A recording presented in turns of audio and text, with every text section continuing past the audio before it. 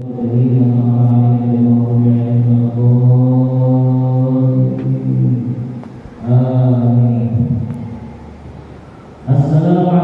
warahmatullahi wabarakatuh. Waalaikumsalam. Bismillahirrahmanirrahim. Alhamdulillahirabbil alamin. Allahumma shalli wa sallim ala sayyidina Muhammadin wa ala alihi wa ashabihi wa barik wa sallim ajma'in. Rabbi shrah li sadri wa yassir li amri wahlul 'uqdatam min lisani yafqahu qawli. Bismillahirrahmanirrahim. Ya Allah wa ya Allah wa ya Allah wa ya Allah wa ya Allah. Alhamdulillah, segala puji bagi Allah Subhanahu wa taala, salawat serta salam selalu terhaturkan kepada baginda kita Nabi Muhammad sallallahu alaihi wasallam dan atas keluarga beliau, sahabat-sahabat beliau dan seluruh pengikut beliau hingga akhir zaman. Malam ini kita akan membahas tentang hal-hal yang membatalkan puasa. Ini pengajian kita terakhir sebelum masuk bulan Ramadan. Jadi ulun panggilnya agak cepat supaya banyak yang dibahas, supaya habis pembahasannya, ada nanggung pembahasannya. Qala al-mu'allif rahimahullah ta'ala wa nafa'ana bihi wa bi'ulumihi fid dharain amin. Al-mufattirat, hal-hal yang membatalkan puasa. Yang mana yang membatalkan puasa ini wajib kita hindari dari masuknya waktu subuh sampai maghrib. Samaniyatun, ada 8. Yang pertama al-riddatu murtad.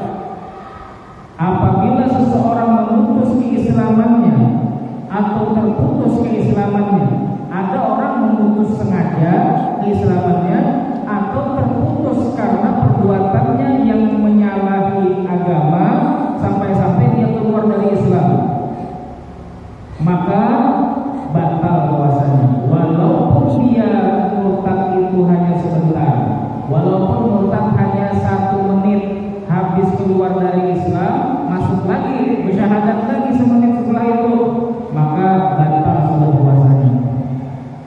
Wajib mengqadai nanti setelah Ramadan. Dan pada ketika itu walaupun sudah batal puasanya, wajib dia tidak makan, wajib tidak minum sampai maghrib.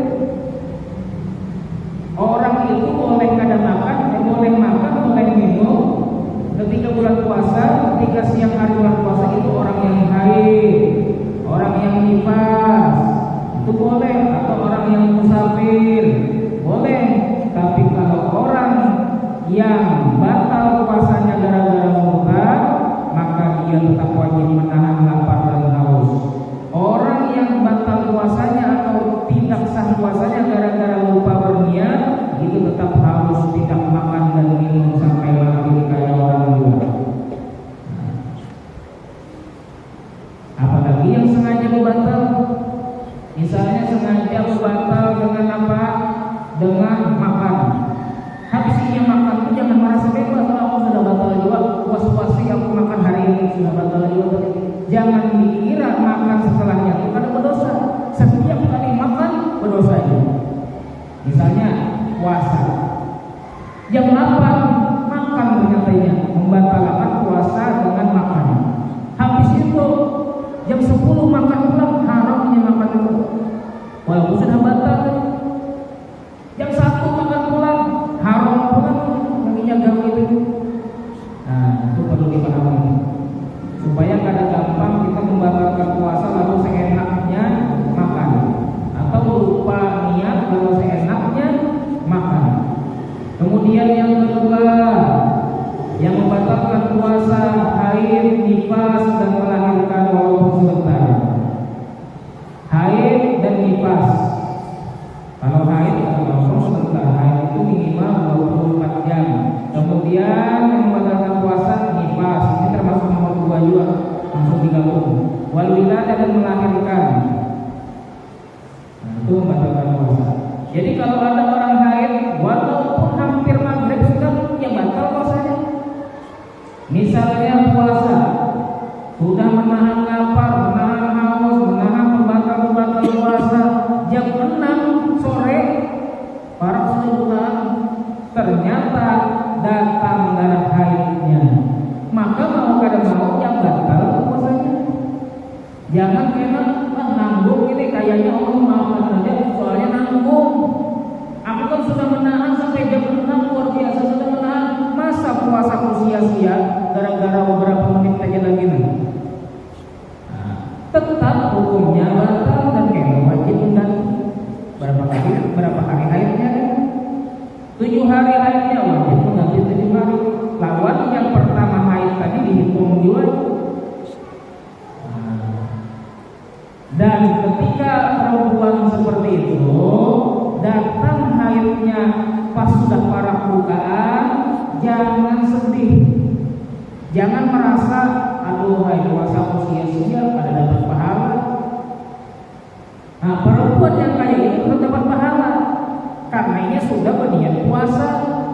Ia sudah berniat puasa, ternyata jam 6 sore haid, maka ia tetap dapat pahala. Jangan dikira ada pahala.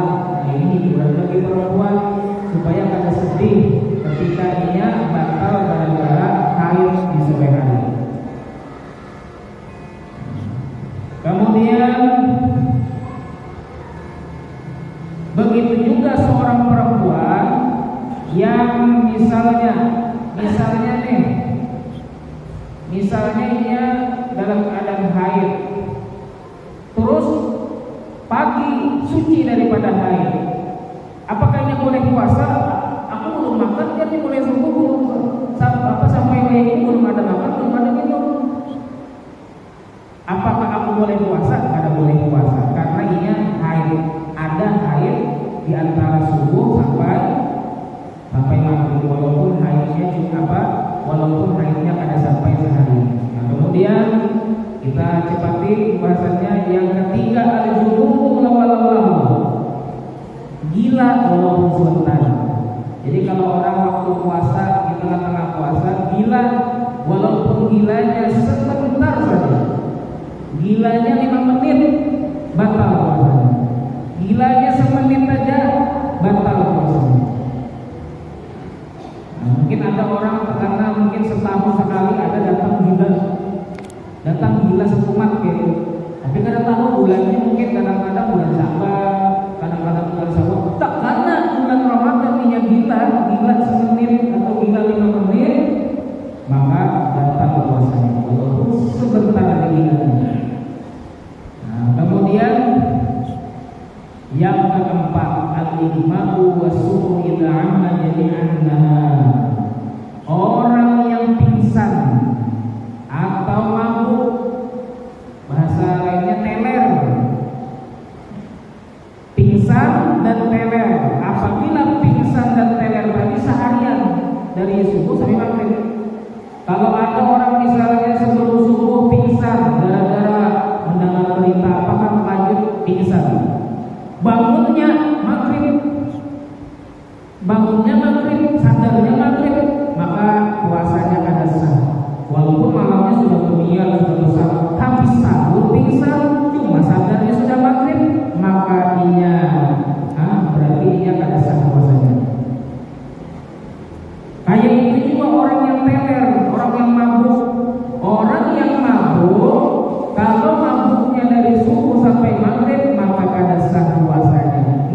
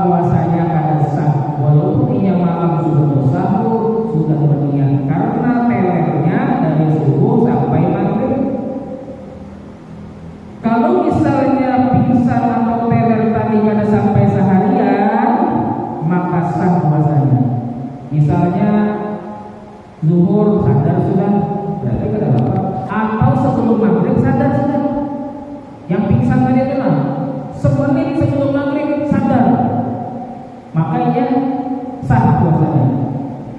Sama dengan yang PR tadi juga. Kemudian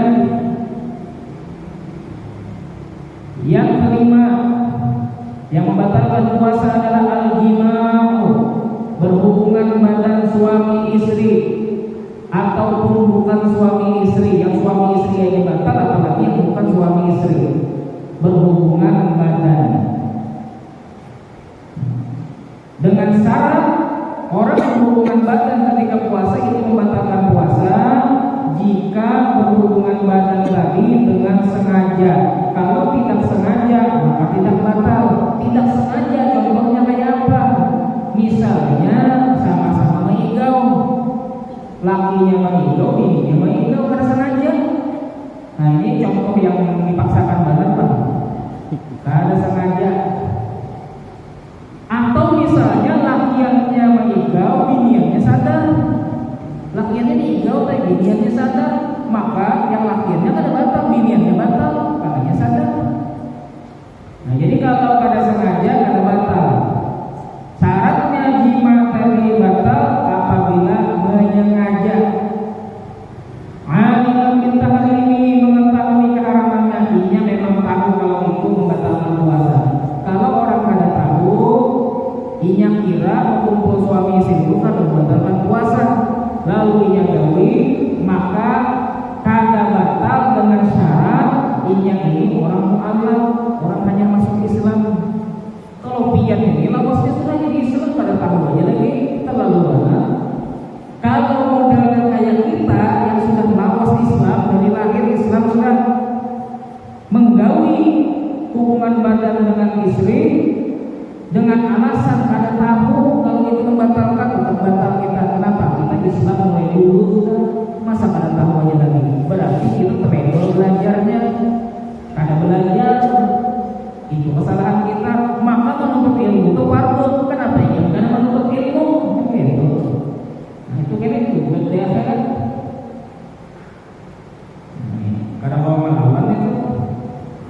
Nah jadi mengetahui keharamannya, kalau kada tahu keharamannya, yang kada tahu itu orang yang kada tahu keharaman berjima dimaafkan, kada membatalkan puasa jika hanya masuk Islam. Yang kedua, rumahnya jauh dari ulama, kadada yang mendatangi ke kampungnya, kadada yang berdakwah di kampungnya, kadada pengajian di kampungnya. Pokoknya kadada akses dakwah, kada hawanya ngambil ilmu, kada mencari ilmu, maka itu dimaafkan. Mungkinnya puasa, cuma dikiranya puasa itu menahan makan dan minum aja. Adapun yang lainnya mengorek telinga dalam badan, kada membatalkan perasaannya. Kemudian hubungan badan, perasaannya kada membatalkan. Kemudian beristinja dengan memasukkan jari ke dalam dubur, dikiranya itu kada membatalkan karena memang kada ada yang melajari, maka kada apa-apa bagi orang yang di pelosok sana. Kalau kita kada boleh beralasan, kita harus tahu. Kalau kada tahu itu kenapa? Jadi kada tahu, maka banyak guru, maka banyak ulama, maka banyak pengajian. Kenapa kada tahu? Makanya ada orang beralasan juga, orang yang salah paham ini. Aku tetap belajar jadi kena kalau tahu kena mengalih. Baik kada tahu sama sekali, kada tahu kena dimaafkan. Kena di akhirat kenapa ikan kada ada? Aku pun kada tahu. Kada mau jadi alasan itu. Kenapa ikan sebanyak salah-salah? Aku kada tahu ya Allah. Kira itu kada membatalkan sembahyang, kada hawa jadi alasan. Kena dijadikan hujah sagan orang tadi. Kenapa kada belajar? Maka banyak guru, maka banyak pengajian, maka banyak ulama. Kenapa kada belajar? Salah ikan itu tetap salah, kalau alasan. Ada tahu. Jadi jangan berpikir hendak beralasan kita di akhirat. Kada kawan. Di akhirat itu kita jujur-jujur aja lagi Allah, kada kawa alasan macam-macam. Kemudian syarat yang ketiga tadi berjima, berhubungan badan tadi membatalkan. Syarat pertama sengaja, yang kedua mengetahui kalau itu membatalkan, yang ketiga dengan yang ketiga dengan tanpa dipaksa. Kalau ada yang memaksa, kalau misalnya ada hubungan akan dibunuh, maka bolehnya hubungan. Kalau misalnya ada orang memaksa hubungan kan dalam pendidikan. Kalau kata itu timpas, bujuran timpas dengan maka terpaksa hubungan karena ada paksaan, karena ada ancaman. Ancamannya tadi itu betul-betul ancaman yang bisa menyebabkan kematian. Kalau yang mengancam tadi bencong, ya jangan diberani. Yang mengancam tadi kekanakan umur 5 tahun mengancam hubungan kada pian, kalau ada umur pian, nah itu kawan dilawan. Jadi kalau dipaksa oleh orang-orang tadi yang memaksa bujur-bujur, ia akan melakukan kejahatan bagi kita, maka kita boleh melakukan. Nah, kemudian orang yang berjima tadi dua laki bini berjima di siang Ramadan ketika berpuasa, itu apabila yang membatalkan puasanya tadi karena sebab jima, maka ia wajib bayar kafarah. Puasa bukan betul-betul. Maka yang batal gara-gara jima itu lakiannya aja. Jadi yang wajib bayar puasa 2 bulan sebagai tebusan kesalahan berhubungan di siang Ramadan itu cuma lakinya aja, bininya kada. Kenapa jadi beda? Kenapa jadi beda tuh? Bedanya nih, lakian itu batalnya karena sebab jimanya, karena sebab hubungan tadi. Sedangkan binian itu batalnya bukan karena sebab hubungan badan. Kenapa? Karena yang dinamakan berhubungan badan itu sudah masuk helmnya, kepalanya itu sudah masuk berataan. Hanya dikatakan berhubungan badan. Kalau masuk cuma separuh itu bukan berhubungan badan, masih menurut fikih. Itu menurut fikih. Sedangkan perempuan itu hanya masuk separuh batal sudah. Perempuan itu hanya masuk kepalanya aja. Ini kayak hukum lah, ini jangan mengambil yang tak ini kayak hukum. Perempuan itu hanya dimasukkan kepala zakarnya separuh aja sudah batal. Jadi yang membuat batalnya puasa perempuan tadi, puasa si istri tadi bukan karena jima, tapi karena masuknya sesuatu ke lubang yang terbuka. Jangankan zakar yang masuk, pulpen yang masuk batal, jari yang dimasukkan sedikit mungkin batal. Jadi perempuan tadi yang posisi batalnya karena masuknya sesuatu ke lubang yang terbuka. Termasuk lubang terbuka adalah kemaluan. Jadi intinya kayak sudah, kalau kita bingung masalah ini, intinya kalau terjadi hubungan badan suami istri di siang Ramadan, sedangkan dua-duanya sama-sama puasa, maka yang lakinya itu berdosa, wajib qadha dan wajib bayar kafarah puasa 2 bulan berturut-turut. Ini bagi laki-lakinya. Kalau bagi perempuannya berdosa, wajib qadha dan ada wajib bayar kafarah 2 bulan. Nah, jadi yang paling sulit adalah latihannya ya.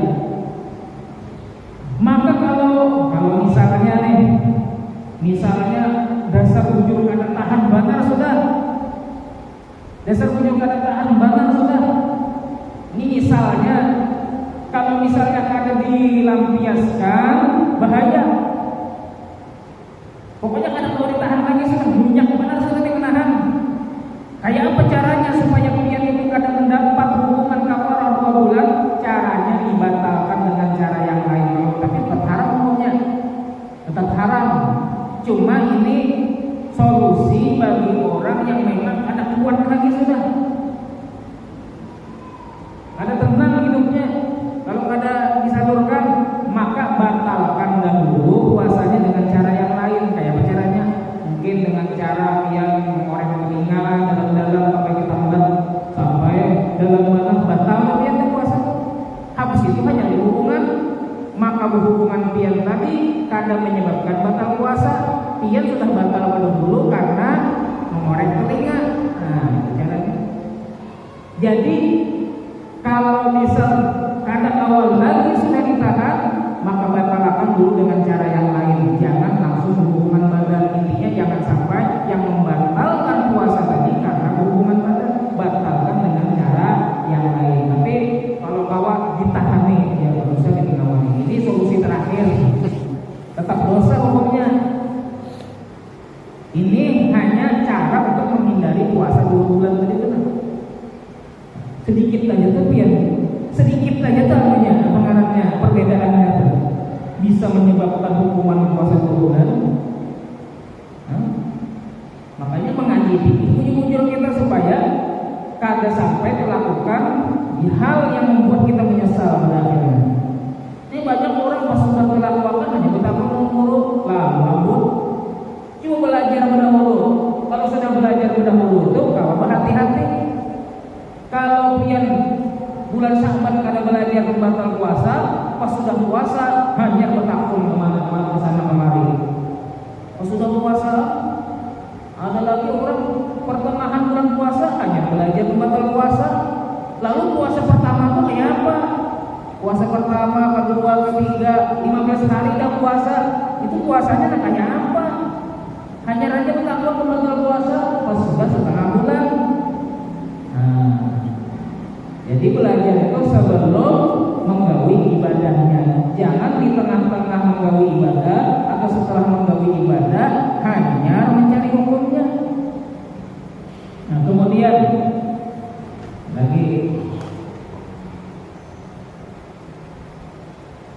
orang yang tadi, yang laki-laki tadi itu, yang wajib bayar puasa 2 bulan gara-gara hubungan ketika puasa.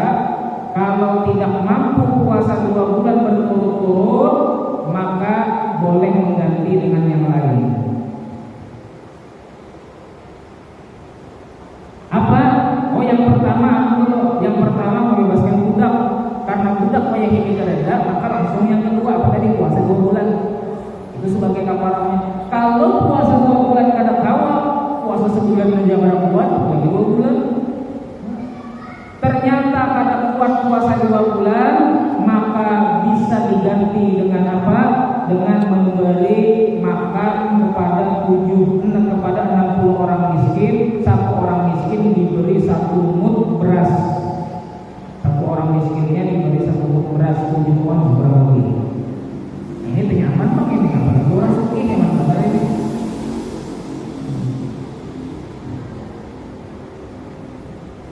Nah dulu itu ada pada zaman Nabi, sahabat Nabi berhubungan badan waktu puasa. Lalu ia datang lawan Nabi, wahai Nabi, ulun berbuat salah wahai Nabi. Ulun waktu puasa berhubungan dengan bini ulun kada tahan lagi wahai Nabi. Ajar Nabi, bebaskan budaknya sendiri, sambil bayar kafarah. Ulun kada mengisi budak wahai Nabi, ulun orang miskin. Siapa? Ayo sudah ganti puasa 2 bulan. Wahai Nabi, puasa sebulan lagi sampai nama ini sudah boleh puasa 2 bulan. Mana tahu puasa 2 bulan. Kemudian kan Nabi, ikam bagi orang miskin, setiap orang miskin 60 orang miskin, setiap orang miskin bagi 1 mud. 1 mud makanan pokok. Maka dia orang tadi dulu orang miskin wahai Nabi, dulu kada ngisi apa-apa, kada kau bayar juga, jadi 3-3-nya tadi kada kau digawi oleh orang tadi sebagai bayar kafarah. Maka Nabi SAW menyuruh Nabi yang membayarkan 60 mud tadi itu lah, agar disedekahkan kepada orang miskin. Nabi yang membayarkan. Jar Nabi, nah ini lah. Ini julung lawan orang miskin, julung lawan orang yang paling miskin. Maka orang tadi mengatakan, ulun ini orang yang paling miskin wahai Nabi. Kalau kayak itu ikam aja sudah mengambil. Sampai ini yang mengambil akhirnya nyaman benar ini. Sudah dibayarkan Nabi, yang pulang yang mengambil. Nah itu kisah sahabat Nabi. Jangan pikir kayak itu kita. Itu kisah sahabat Nabi. Nah kemudian yang keenam. Nah ini yang penting benar dibahas, yang panjang pembahasannya. Usul ainin min manfatin maftuhin ilal wajhi, masuknya sesuatu yang dapat terlihat oleh mata ke lubang yang terbuka dari lubang yang terbuka ilal jauh kepada perut, kepada lubang terbuka, yang mana lubang terbuka tadi itu ada rongganya yang masuk ke dalam perut. Lubang yang terbuka tadi apa saja? Hidung itu berhubungan ke perut. Nah, itu ada salurannya ke perut. Telinga, kemudian kemaluan depan, kemaluan belakang. Mulut, apa? Telinga, hidung, mulut, kemaluan depan, kemaluan belakang. 5 rongga itu. Itu kalau kemasukan banyu atau kemasukan sesuatu atau kemasukan sesuatu yang bisa dilihat, kalau kemasukan angin nggak apa, masuk angin nggak apa, karena angin kadang kadang dilihat. Jadi masuk sesuatu yang bisa dilihat ke 5 lubang tadi: telinga, hidung, mulut, kemaluan depan, kemaluan belakang. Itu perlu diperhatikan betul-betul. Kalau misalnya orang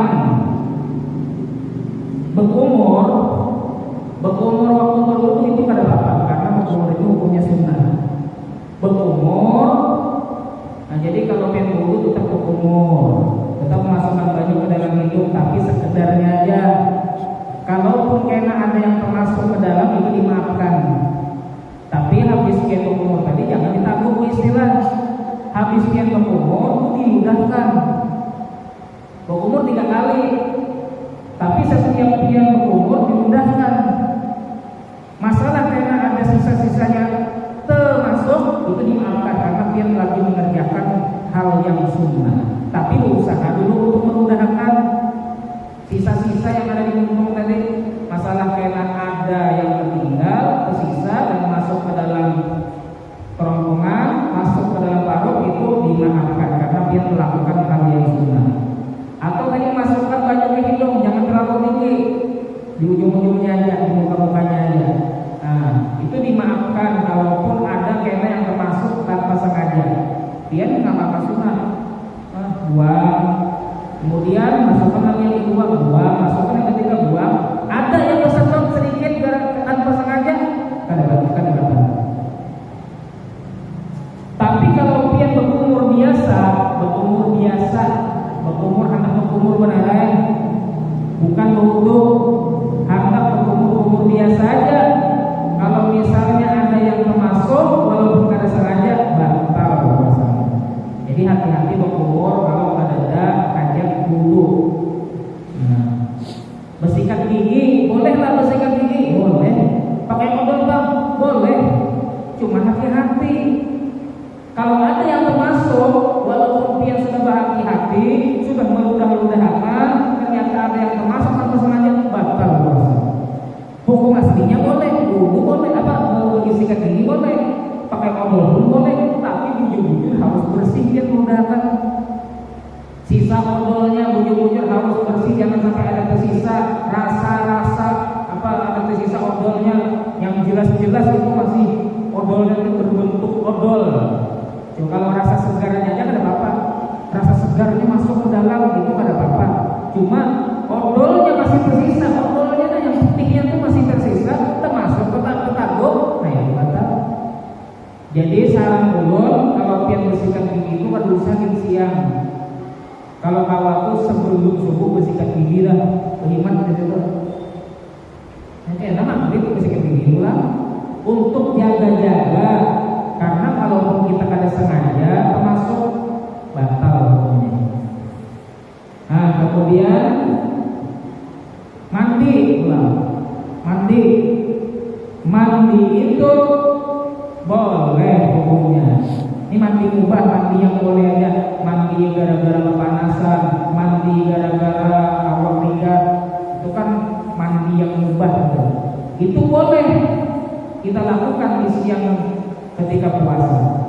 Tapi kalau ada banyu yang termasuk, masuk ke telinga sampai dalam mana masuknya, batal.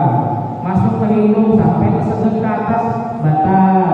Masuk ke muntung, kalau di muntungnya aja kada apa. Ini muntung nih. Dalam muntung ini kada apa. Kalau sudah masuk ke tenggorokan, batal. Ini sebenarnya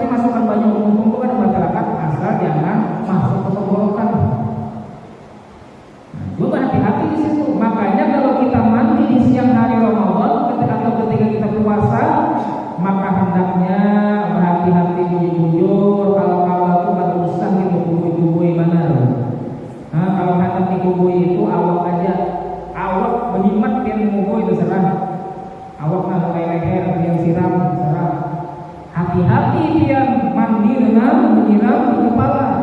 Itu masuk ke telinga, masuk ke hidung, masuk ke mulut. Kalaupun kada sengaja ternyata termasuk ke tenggorokan.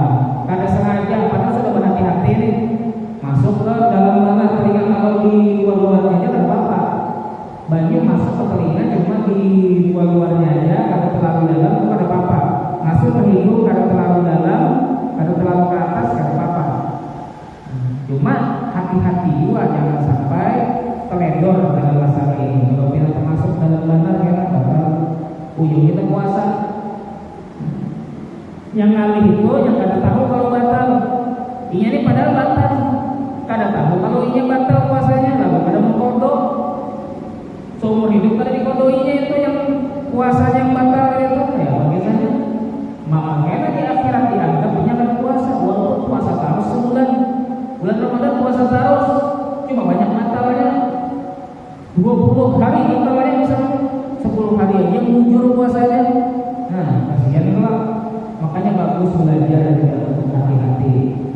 Nah, untuk waspada. Masalah mandi ya.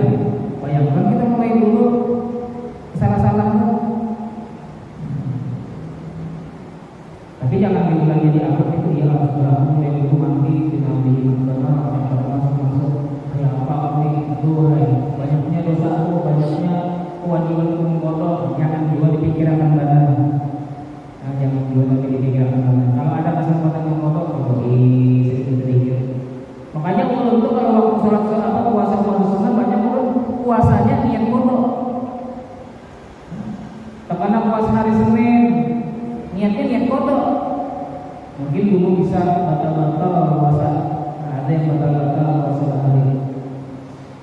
Nah, kemudian mengorek telinga. Mengorek telinga. Apakah boleh mengorek telinga? Boleh. Kada batal hukumnya mengorek telinga asalkan jangan dalam. Kalau mengorek telinga seukuran jari pian aja itu kada batal. Seukuran jari lah, seukuran jari pian masuk itu kada batal. Jadi berbahagialah bagi orang yang telinganya rancak gatal, masih kau pian mengorek telinga. Nah, kada batal. Batal kalau terlalu dalam, batal. Mereka tempat sampai ke ujung benar kan mengoreknya. Nah, itu batal. Tapi kalau pian masih pakai jari aja atau pian mengorek mereka tempat cuma di depan di muka-mukanya aja, ada terlalu dalam mana itu masih kada batal. Ukur seperti jari pian. Jari pian itu sampai mana kalau masuk? Nah, sampai situ pian boleh mengorek telinga. Nah, jadi kadang mutlak orang mengorek telinga itu batal langsung ada masih kawal kita mengorek telinga. Karena telinga ini rancak gatal banget, kita kasihan juga manusia benar gatal telinga lalu kalau dikorek kasihan juga. Jadi perlu dikorek-korek.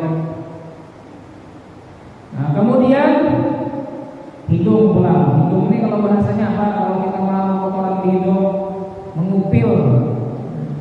Orang mengupil ketika puasa tidak batal puasanya.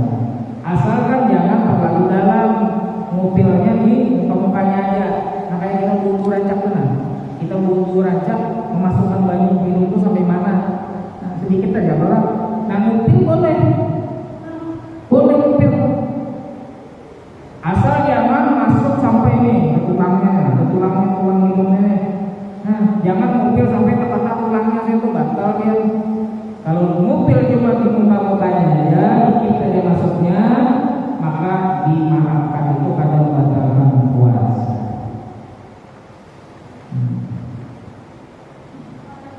Kemudian beristinja lagi.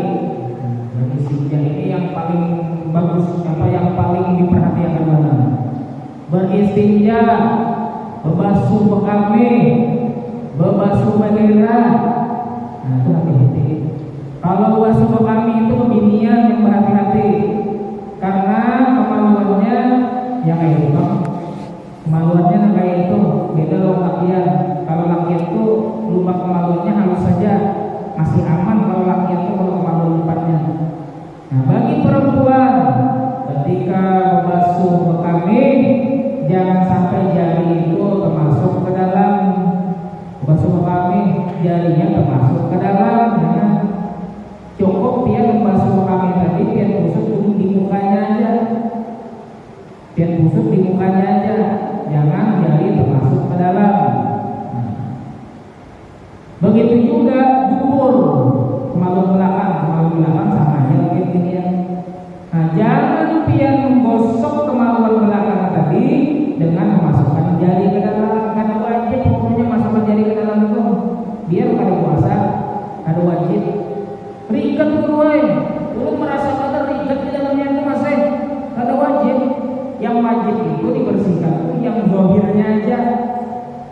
yang nampak aja, yang mukanya lihat yang wajib dibersihkan. Adapun yang di dalam, walaupun rigat masih ada kotoran di dalam, itu pada bapak. Nah, jangan ragu-ragu lagi. Ya, memang ada sebagian orang yang mengajarkan harusnya kita setiap buang air besar itu harus dikorek itu beberapa sampai bersih ujung-ujung. Nah, itu kada sesuai lawan mazhab Imam Syafi'i. Itu kada diwajibkan. Kalau hendak kata apa, tapi di selain puasa. Kalau waktu puasa pian kayak itu hukumnya batal. Jadi santai aja, pelan-pelan aja menggosoknya, pelan-pelan aja menggosoknya. Dan menyiramnya pelan-pelan juga, menyiramnya. Orang bisa menyiram itu terlalu kencang, pure masuk bajunya. Menyiram, menggosoknya sudah pelan, ternyata menyiramnya kencang, pure masuk ke dalam kubur, batal hukumnya. Begitu juga yang beginian tadi, bekami masuk bekami, terlalu kencang menyiramnya, apalagi menyiramnya pakai selang atau pakai yang biasanya WC duduk itu nah, itu kan ada selangnya tuh. Oh, hemat banget, semua arahkan itu ke kemaluan, masuk bajunya ke dalam, batal. Masuk banyak ke dalam batal. Jadi berhati-hati pegangan-pegangan saja. Menggosoknya bergamat, menyiramnya bergamat. Diperhatikan ujung-ujung. Biar habis musabar tuh jangan nganga-nganga aja dulu ya. Ada juga orang masuk pengajian kan paham, masuk pengajian kan tidak paham. Nah, jadi usahakan ada pengajian itu paham dan prakteknya paham juga kan. Nah, kemudian bersuntik. Bagaimana orang yang sakit bolehkah bersuntik? Sakit, lalu ia datang ke klinik, datang ke rumah sakit, ternyata dokter hendak menyuntik. Bolehkah dia bersuntik? Hukumnya bersuntik boleh. Masalah bolehnya boleh. Masalah batal atau kada batalnya dibahas dulu. Apakah bersuntik itu membatalkan puasa? Kalaupun bersuntik tadi membatalkan puasa, kalau orang memang perlu bersuntik, makanya boleh bersuntik dan batal puasanya. Boleh yang membatalkan puasa dengan bersuntik tadi. Jadi yang ditahan di luar puasa terus saja bersuntik. Nah, jangan dua, kalau pian memang perlu bersuntik, bersuntik saja batal atau apa? Kalau iya boleh dibatalkan puasa karena darurat. Cuma tidak semua orang bersuntik itu dapat membatalkan puasa kedaratan. Masih ada perinciannya. Nah, ada 3 pendapat ulama. Pendapat yang paling sahih adalah apabila bersuntik tadi dapat menjadikan kenyang. Maksudnya menjadikan kenyang itu bukan begini loh, orang bersuntik sampai kenyang. Suntik kebaya dikit saja artinya masuknya baju suntik tadi, masuknya cairan suntik tadi itu ke lubang yang mana lubang tadi mengarahnya ke parut. Lubangnya tadi itu tembusnya ke parut, maka itu membatalkan puasa seperti infus. Infus itu kan masuknya ke mana? Ke parut. Maka kalau orang diinfus kada sah puasanya, batal puasanya. Tapi kalau ini memang perlu diinfus, ya pada batal puasa. Bukan berarti harus diinfus kan harus puasa, ada. Orang yang puasa boleh membatalkan puasanya kalau memang perlu diinfus. Nah, jadi kalau diinfus sudah pasti membatalkan karena itu dapat memasukkan cairannya tadi ke dalam perut. Kalau dia suntiknya tadi cairannya kada masuk ke parut, cairannya tadi kada mengarah ke parut, maka kada apa-apa. Bersuntik di tangan aja, bersuntik di bahu, bersuntik di kulit, ya kada apa-apa. Karena ini bukan memasukkan cairnya masuk ke dalam parut. Nah, itu masalah suntik lah. Kalau gini,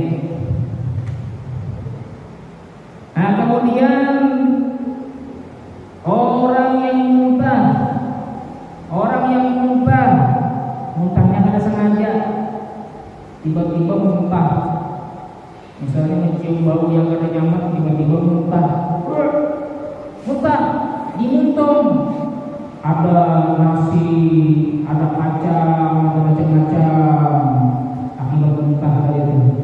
Maka kada boleh ini menanggung muntahnya, kada boleh sedikit pun menanggung muntahnya. Kalau muntahnya tadi ditanggung, batal. Maka kalau muntah itu dijaga bujur-bujur. Kalau pian muntah, usahakan jangan tertanggung. Kayak apa? Apa yang pian lakukan? Pian berkumur, kemudian buang bajunya, cuci. Pas sudah suci, hanya aman pian, menelan muntah lagi kan Bapak Saudara. Jadi intinya kalau pian muntah, maka bersihkan dulu, sucikan dulu mulut pian tadi itu dengan cara berkumur. Nah, berkumur itu masukkan banyu, kemudian bajunya tadi diobok-obok lah. Bajunya tadi diobok-obok di dalam muntung, kemudian buang. Nah, suci mulut pian, aman sudah. Atau misalnya untuk berdarah, gusi berdarah, maka batal kalau darahnya tadi pian tanggung. Kayak apa caranya sama? Kayak muntah tadi. Maka kalau untung pian berdarah, gusi pian berdarah, wajib pian sucikan untung pian dengan berkumur. Habis berkumur, buang itu bajunya, kemudian suci untung pian, aman sudah. Hukumnya menelan ludah kayak apa, Bro? Menelan ludah. Hukumnya menelan ludah walaupun banyak ada bapak, walaupun sengaja ada bapak. Istilahnya, kalau sekarang ini paksain udah dipulangkan banyak-banyak. Istilahnya kan udah tuh kalau diulang disedot modelnya supaya banyak. Boleh minum ludah, ada asalkan ludah tadi masih dalam muntung. Kalau ludah sudah keluar, ludah diudahkan ke gelas, dibok segelas, lalu diminum, batal. Nah, boleh. Kalau ludah masih dimuntung, biar banyaknya kayak apa, batal. Dengan syarat ludah tadi kada bercampur lawan sesuatu benda yang lain. Kalau ludah bercampur lawan benda yang lain, bercampur lawan darah, bercampur lawan muntah, bercampur lawan tanah, bercampur lawan permen, batal. Tadi syaratnya ludah boleh ditelan asalkan ludah tadi kada bercampur dengan sesuatu yang lain. Ludah apa lagi nih? Ada pertanyaan kan yang? Ada pertanyaan kan? Begitu waktunya. 1-2 pertanyaan.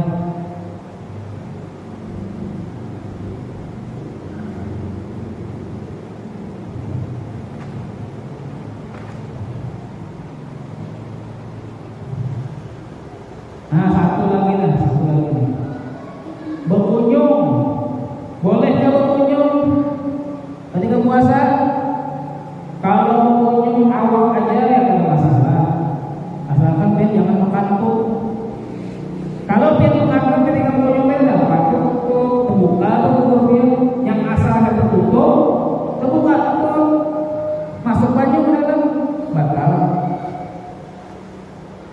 Tapi kalau misalnya orang diisi duburnya ini kita berubah udah, duburnya ini nak ada tertutup, duburnya udah terbuka yang lain, isinya berkunjung hanya mengantap awal ke dalam baju, batal sudah. Kenapa? Baju termasuk ke dalam dubur. Jadi kalau perlu itu kan bisa kita berada di baju itu bisa. Kalau pindah dubur pian itu gagal uangnya, kalau gagal masuk baju gagal. Nah, apalagi sampai menyelam masuk ke telinga, masuk ke hidung ya. Jadi jangan kuat terbung waktu pian puasa. Kalau anda kuat terbung ya melihat suasananya jangan apa. Nah, itu aja kira-kira. Insyaallah cukup aja di masa depan kalau kita puasa. Mudah-mudahan bisa dipanjangkan oleh Allah, sangat disampaikan kepada bulan Ramadan, diberikan istiqomah untuk beribadah di bulan Ramadan.